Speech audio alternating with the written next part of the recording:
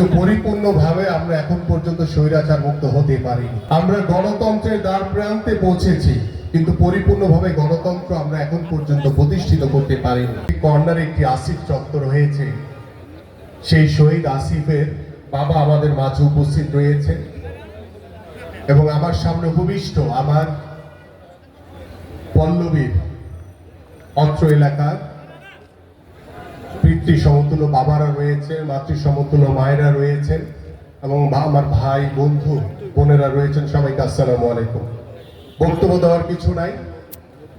ইফতার পূর্ব আমাদের আজকের এই সংক্ষিপ্ত আলোচনায় আমি শুধু বলতে চাই যে একটি সুন্দর সমাজ গড়ার যে স্বপ্ন নিয়ে, একটি গণতান্ত্রিক বাংলাদেশ গড়ার যে স্বপ্ন নিয়ে, বাংলাদেশের মানুষের জনগণের ভোটের অধিকার প্রতিষ্ঠার লক্ষ্য নিয়ে আমরা দীর্ঘ 17 বছর এই স্বৈরাচার শেখ হাসিনার বিরুদ্ধে আন্দোলন করেছি, সংগ্রাম করেছি। সেই আন্দোলন সংগ্রামে আমাদের বহু ভাইরা গুম হয়েছে, তাদেরকে অনেককে হত্যা করা হয়েছে, অনেকে অসহায়ভাবে পঙ্গুত্ব বরণ করে বাসায় বসে আছে।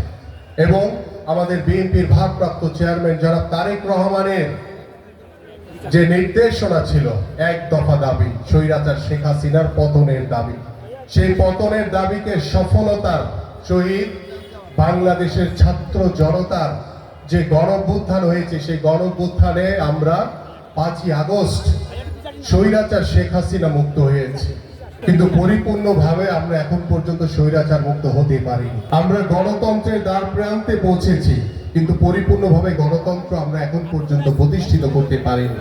আমরা চাই একটি সুন্দর সমাজ গড়া, আমরা চাই একটি সমৃদ্ধশালী বাংলাদেশ গড়া, আমরা চাই একটি মানবিক বাংলাদেশ গড়া।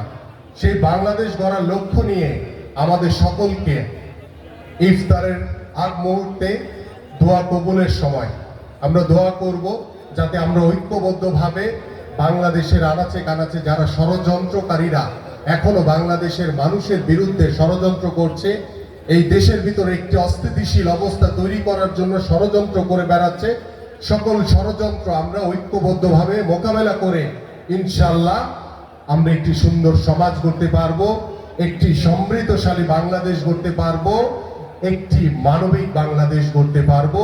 এবং সেই মানবিক বাংলাদেশ গড়ার নেতৃত্ব দিবেন বিএনপির ভারপ্রাপ্ত চেয়ারম্যান জনাব তারেক রহমান। আপনাদের সকলকে আন্তরিকভাবে ধন্যবাদ জানাচ্ছি। সবাইকে আসসালামু আলাইকুম ওয়া রাহমাতুল্লাহ। বাংলাদেশ জিন্দাবাদ, বাংলাদেশ জাতীয়তাবাদী দল বিএনপি জিন্দাবাদ।